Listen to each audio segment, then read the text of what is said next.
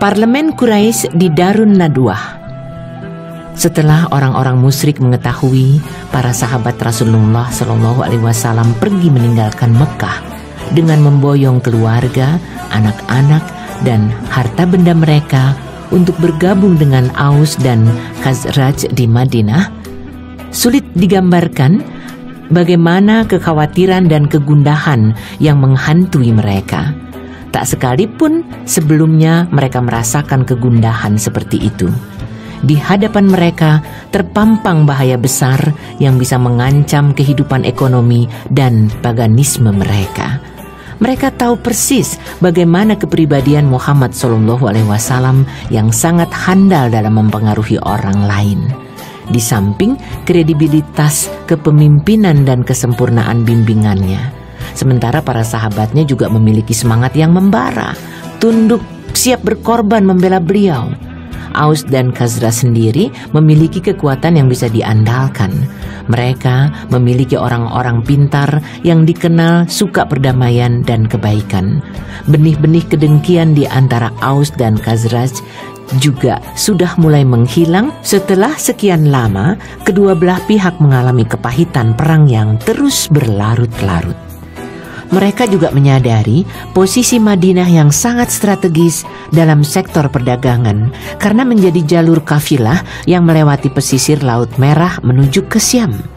Omset perdagangan penduduk Mekah ke Syam itu bisa mencapai 4 juta dinar emas setiap tahunnya. Belum lagi penduduk Taif dan lain-lainnya. Kelancaran perdagangan ini sepenuhnya bergantung kepada faktor keamanan perjalanan kafilah. Siapapun orang Quraisy tentu menyadari bahaya besar yang mengancam jika dakwah Islam bermarkas di Yastrib dan penduduknya bergabung untuk menghadapi pihak lain. Bahaya yang mengancam eksistensi mereka terasa bertumpuk-tumpuk. Oleh karena itu mereka berusaha mencari sarana yang paling efektif untuk menyingkirkan bahaya ini, yang sumbernya adalah pembawa bendera dakwah Islam yang tidak lain adalah Muhammad. Pada hari Kamis tanggal 26 Safar tahun 14 dari Nubuwah bertepatan dengan tanggal 12 September tahun 622 Masehi atau selang 2 bulan setengah setelah Baiat Aqabah Kubra, maka diadakan pertemuan anggota Parlemen Mekah di Darun Nadwah yang dimulai sejak pagi hari. Ini merupakan pertemuan yang paling penting dalam sejarah mereka yang dihadiri para wakil dari setiap kabilah Quraisy. Mereka mengkaji langkah yang paling jitu untuk menghabisi pembawa bendera dakwah Islam secara tepat dan memotong pancaran sinarnya dari permukaan bumi. Wajah-wajah yang muncul di pertemuan yang sangat penting ini adalah para wakil seluruh kabilah Quraisy.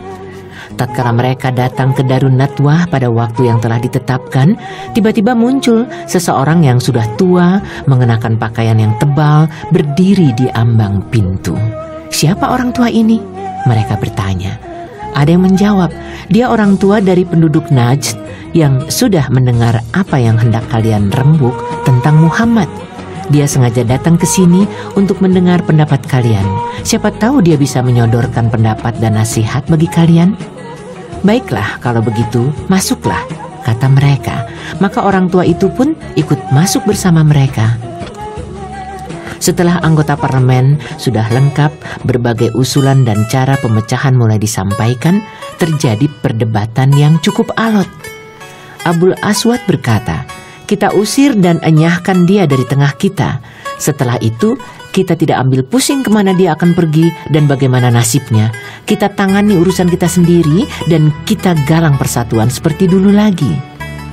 Orang tua dari Najd menanggapi, "Aku tidak setuju dengan pendapat kalian ini. Apakah kalian tidak tahu kata-katanya yang bagus dan manis serta kepintarannya menguasai hati siapapun yang datang kepadanya? Demi Allah, andai kata kalian bertindak seperti itu, maka kalian tidak akan mampu menjamin seorang Arab pun yang bisa melepaskan diri darinya. Lalu dia akan menyerbu kalian bersama mereka dan menginjak-injak kalian di tempat ini pula. Setelah itu dia berbuat semaunya terhadap kalian. Pikirkan pendapat yang lain untuk menghadapinya." Abul Bakhtari menyampaikan usulan. Masukkan dia ke dalam kerangka besi, tutup pintunya rapat-rapat, kemudian biarkan dia seperti nasib yang dialami para penyair sebelumnya, yaitu Zuhair dan Anabigah, hingga meninggal dunia. Orang tua dari Najd itu menanggapi, "Demi Allah, aku tidak setuju dengan pendapat kalian ini. Demi Allah, jika kalian menahannya seperti itu, maka keadaannya akan segera didengarkan rekannya. Dan secepat itu pula mereka akan mendatangi kalian, melepaskannya dari cengkeraman kalian dan menghimpun sekian banyak orang. Boleh jadi mereka bisa mengalahkan kalian. Aku tidak setuju dengan pendapat ini. Pikirkanlah pendapat yang lain lagi." Setelah dua usulan ini ditolak, maka ada satu usulan lagi yang kemudian diterima semua anggota parlemen Quraisy. Usulan ini disampaikan penduduk Mekah yang paling jahat, Abu Jahal bin Hisham. Dia berkata, "Demi Allah, aku mempunyai satu pendapat yang kujamin pasti akan kalian laksanakan." "Apa pendapatmu, wahai Abul Hakam?" tanya mereka. "Menurutku, kita tunjuk salah seorang yang gagah perkasa, berdarah bangsawan, dan biasa menjadi penengah dari setiap kabilah. Masing-masing pemuda kita beri pedang yang tajam. Lalu mereka harus mengepungnya, kemudian menebas Muhammad dengan sekali tebasan, layaknya tebasan satu orang hingga dia meninggal. Dengan begitu, kita bisa merasa tenang dari gangguannya. Jika mereka berbuat seperti itu, maka darahnya bercecer di semua kabilah, sehingga Bani Abdi Manaf tidak akan sanggup memerangi semua kaumnya. Dan dengan lapang dada, mereka akan menerima keadaan ini, dan kita pun bisa menerimanya." Orang tua dari Najd menanggapi, "Aku setuju dengan pendapat ini, dan tidak kulihat pendapat yang lain." Akhirnya, parlemen Mekah menyetujui usulan yang jahat ini dengan suara bulat.